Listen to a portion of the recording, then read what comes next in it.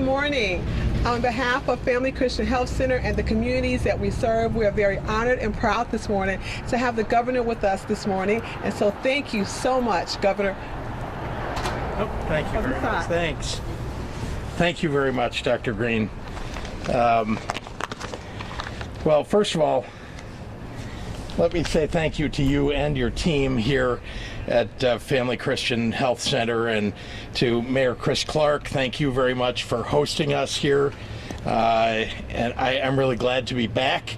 I want to also recognize and thank one of the great leaders in Springfield that I get to work with, who's here with us today, and that's Representative Will Davis, who does a terrific job representing not only the community that he gets elected from, but also people all across the state of Illinois. So thank you. Thanks for the great work of the 97 local public health departments and the healthcare professionals across the state of Illinois, because we have now administered 3.1 million doses of COVID-19 vaccine to our residents. That includes 132,000 shots just yesterday. That's news for all of you, and that's a new one-day record for the state of Illinois. So that's just a terrific development. So far, more than 21% of Illinoisans 16 and over have been vaccinated, and that includes over 47% of our seniors 65 and over. That's great progress, but there's much more that needs to be done. Even if we had enough doses today for everyone, we know that many people would still choose not to get vaccinated. While it's everyone's choice whether to get vaccinated, we need to be sure that those who are uncertain have all the facts, because these vaccines save lives. That's why today I'm announcing a new $10 million public awareness campaign, especially focused on our communities hit hardest by COVID-19, to share information with Illinois residents who are still considering whether they're going to get vaccinated. This campaign builds on Illinois' existing messaging, which has used data to inform how to get outcomes that emphasize equity. Our previous successful campaigns have focused on mask wearing and more recently on holiday safety. Just like our previous efforts on air and on social media, this new campaign uses real-time data to direct messages to the communities that could benefit from hearing those messages. Today, national demand for vaccine is still outpacing supply.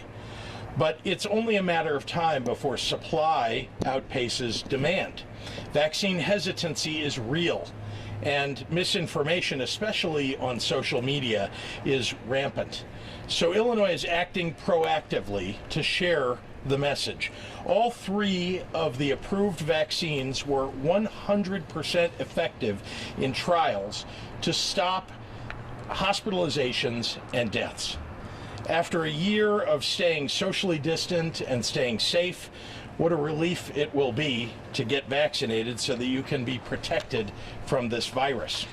In our ads, which are already on air, you'll hear directly from public health experts about the safety and effectiveness of those who get vaccinated, of the vaccinations themselves, and you'll hear from people like Dr. Ngozi Ezike.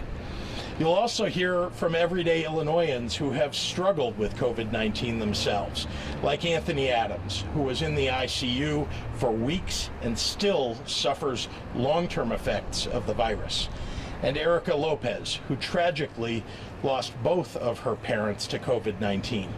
You'll also hear from Bonnie Blue, a 68-year-old whose severe asthma had her stepping up to be one of the first vaccine trial participants in Illinois. Simultaneous to the launch of this new campaign, we're increasing accessibility. With more than 800 vaccination sites statewide, we have already made enormous progress. Among our most important goals is to get the vaccines to Black and brown people and to more remote areas of our state, to those who have too often been denied access to health care. That's why starting next week, my administration will be shipping vaccine doses directly to trusted community providers above and beyond what the area local health department is already allocated. I'm very proud to count Family Christian Health Center as a partner in that effort. On top of that, here in the south suburbs, residents can make vaccination appointments at our Illinois National Guard supported sites in Cook County, including at the Tinley Park Convention Center and at South Suburban College through the Cook County Health website. And of course, working with the Federal Emergency Management Agency, the state of Illinois has made available tens of thousands of appointment slots available at the United Center.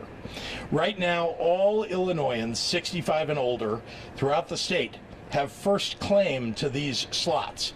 Since we opened appointments at United Center yesterday, already more than 30,000 seniors have signed up as of this morning. And starting this Sunday afternoon, we've opened appointments for all Illinoisans with high-risk conditions such as cancer or diabetes or lung or heart diseases. To make an appointment to be vaccinated, residents can visit ZocDoc.com, that's ZocDoc.com/vaccine, or they can call 312-746-4835. I'm going to say that again, 312-746-4835. Again, that's for seniors only through Sunday at 4 p.m., and then high-risk conditions and seniors and frontline workers after that. The increasing supply of vaccine is frankly very, very exciting, but there is still a shortage across the nation. That means getting an appointment is still a frustrating experience. But here's the good news. Vaccine availability is set to soar in the coming weeks. As I've said before, we expect to receive deliveries of at least 100,000 doses per day in Illinois by mid-March. And just this week, thanks to new manufacturing agreements, President Biden has said that they'll have enough vaccine for every American adult by the end of May. And it truly can't come soon enough. While we await more vaccine deliveries from the federal government, I ask all Illinoisans to please mask up and take care of yourselves and your neighbors so that we can all reach the other side of this pandemic together. Thank you, and with that, I'd like to turn it over to someone who thinks every day about how to protect the people of Harvey, and that's the mayor, Chris Clark. Chris?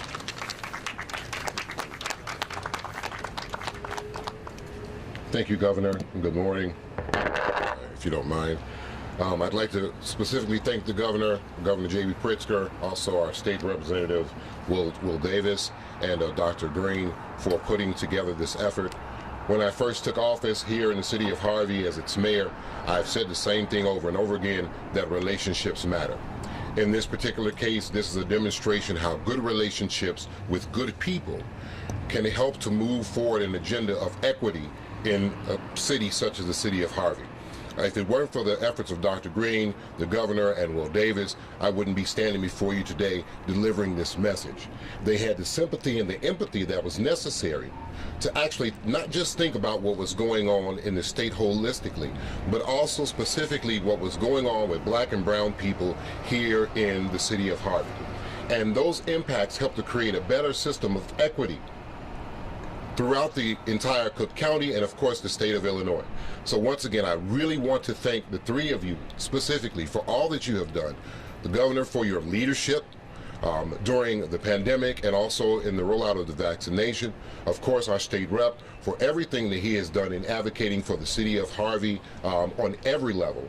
And then of course, Dr. Green, and Family Christian Health Center for all that they have done, just specifically trying to make sure that those who could be living in the shadows, those who may be left out, will no longer be left out, but will be paid attention to. That is the most important thing, because we decide our society by how we treat our young, how we treat our old, how we treat the least of these. And we make sure that we have people such as these three behind me who are making sure that we pay attention to that. So thank you again, and then I'm going to turn it over to more questions for the governor. Governor? Yep. Thank you, Mr. Sorry, happy to take questions from members of the media. You're stuck with me. Yeah, it's okay. Sorry, Governor. Thank you so much. We have seen this week several governors loosening restrictions. Your thoughts on what they have decided to do? Well, I mean, let me start with the fact that we still are distributing the vaccine. We still have a shortage of vaccine. And the result is that we have many people in the state of Illinois who still have not been vaccinated. So it doesn't make any sense to me to get rid of a face covering mandate, a mask mandate. I've seen that a couple of states have done that. That honestly is just opening people up again for a surge in cases. That's something we don't want to see in the state of Illinois. Let me just extol the virtues of the people of the state, because people really have been wearing their masks, and as people are going to get vaccinated, wearing their masks, doing the right thing, the numbers have come down precipitously. We have a positivity rate that's in the 2%, 2 to 2.5% range. I'm very happy about that. I look at these numbers every day. It makes me smile to see them keep on moving down. Fewer and fewer people in the hospital from COVID-19, and fewer people in ICU beds. I mean, it's a dream. It's a prayer answered. And so we don't want to reverse any of that. So we're going to keep going. But we're also very cognizant that we want to make sure that businesses have the opportunity to begin gradually opening. So we're making changes, adjustments along the way here. We'll be announcing some of those coming up over the next few weeks. But again, carefully with the Department of Public Health and the doctors' assistance. When you talk about businesses, labor leaders yesterday in a hearing were voicing their concerns for conventions, perhaps. Will we see how soon for a convention at McCormick Place? You know, everybody asked the question, as you know, for the last year, when can we do X? This virus doesn't seem to have a schedule. And we know that when we've seen the numbers come down before, there may be something that causes them to go back up again. We're watching that carefully. Well, there are variants out there. I think you've heard much about them, right? The British variant, the South African variant. Now there's a California variant. Fortunately, the vaccines are very effective against those variants. But those variants, when they come, and they're here in Illinois, they actually have a much higher rate of transmission. So they can actually spike the numbers up pretty quickly if we don't, keep people wearing masks and getting them vaccinated. So to those who want to open up conventions and banquets and other things more, I'm looking at all of that. The doctors are looking at all that, and we're trying to measure how much progress are we making on vaccines, and how well are we doing on the numbers, and trying to judge that against the speed at which we might see some surge of cases, and then come up with some answers to that. But we've got the industry leaders in the room with us, just so you know. I know that people have made public statements, but some of those people are actually in the room having the conversation with us and helping us as we're helping them to understand what's best for the people of Illinois. Because other states, like even Indiana, are saying, come on over, we'll host your candy show convention, Sure. No problem. And that's got to be a problem for us. I understand that people want to look at the states around us, but I would remind you that the states around us have had terrible problems with COVID-19. I mean, some of them spiking to positivity rates in 20 and 30%, while Illinois has been able to keep its positivity rate down at worst in the teens over the last surge, and now at the low twos. So I'm very pleased with what we're doing to keep people healthy and safe in the state. And again, we're going to try to make sure that we're moving the economy forward as we're bringing down the COVID caseload. From a couple of other folks, Chicago has projected date for phase 1C. When do you anticipate phase 1C will start for the rest of the state? I don't have a date for you yet, again, because we're trying to get through. We have millions of people still in 1B plus, 1B and 1A that have not been vaccinated. But we want to make sure that we get to a certain level, probably beyond 50% in each of the categories that's allowed before we start to open it up to another category. Residents are reporting increasing technical issues with the Walgreens website, and their sign-up has admitted to scheduler issues. How many doses, what proportion of these allocated to the state's supply goes to Walgreens? Are you aware of these problems? Well, our team is talking to Walgreens almost every day because, as you know, Walgreens is partly responsible for our long-term care facilities as well. We also talk to them about their federal retail partnership program. To the extent Walgreens is having trouble with their website, you know, I know that my team is always encouraging them to make it easier, faster. But the truth is that there are technical difficulties that arise. Walgreens doesn't want them either. I don't know when that will be overcome by Walgreens, but I know that they're trying very hard to make sure that that happens. Are you concerned at all about St. Patrick's Day celebrations becoming spreading events? Of course. And Marianne, you know that whenever there are celebrations that people want to have, I like to celebrate too. I just don't want people to get sick. And so I think the same precautions that people have taken in previous holidays, I very much encourage them to take now. When did the president say that we would start getting an average of 100,000 vaccine doses per day? Well, these are projections that come from the president's team, Jeff Zients and the rest of the COVID-19 team out of the White House, of shipments that will come nationwide, and therefore we know what our portion of those is because it's done on a population basis. And so that's how we have a pretty good sense that by mid-March we should be at around 100,000 per day on average, and I'm thrilled about that because, as I just said to you a moment ago, you know, there are some doses that are sitting in inventory at these local health departments have handed out to community partners, and so we're able to do 132,000 yesterday because of the inventory and kind of working down that inventory. But the important thing to note is across the state of Illinois that we are able to do 132,000 in a single day. Indeed, I would argue we're able to probably do many tens of thousands more already, and then we're opening up more vac sites across the state. Will you extend the moratorium on evictions? It ends tomorrow.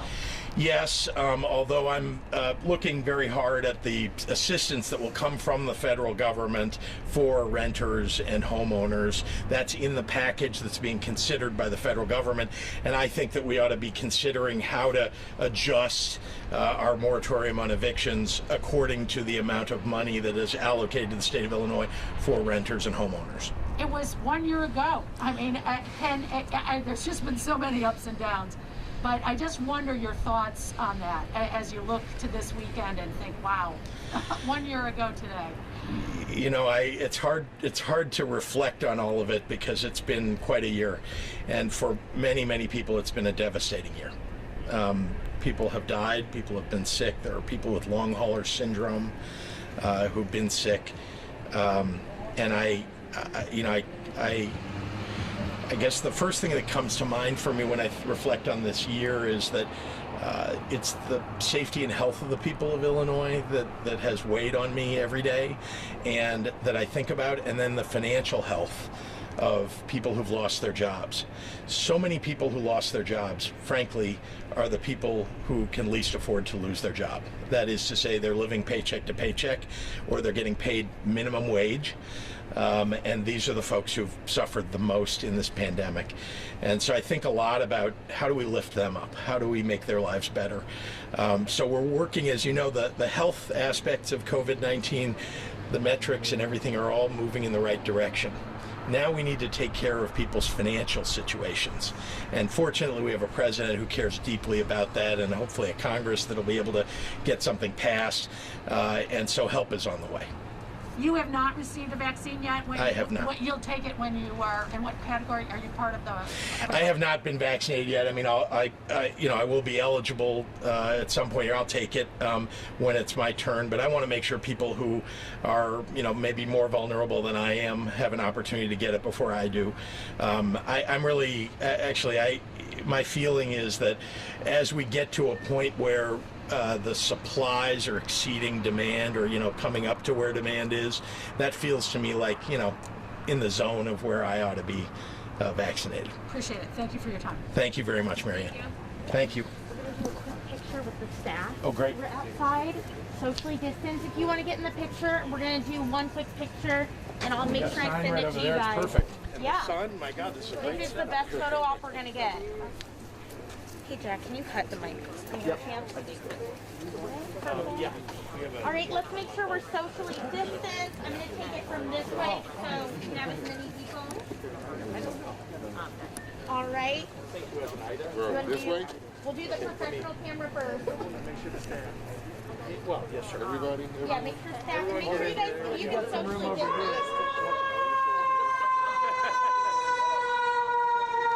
You guys can socially distance a bit on that side. Yeah, there's plenty of room in the back. All right. Go 1, 2, 3. Thank you. All right. Thank you. I'm gonna do one on my phone. Just send to everybody. 1, 2, 3. Perfect. All right. Thank you guys so much. I'll make sure I send that. Thank you.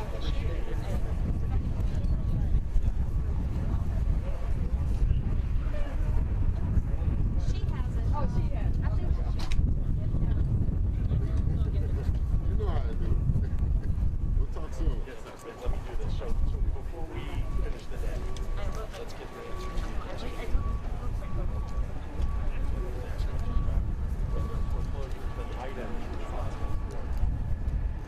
Covered by the moratorium, assume they are. And then importantly, whether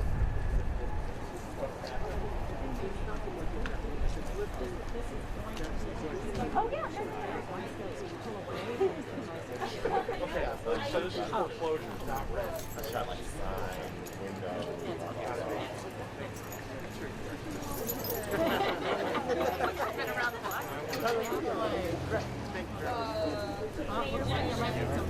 Mr. Mayor. All right, of course. Listen to me.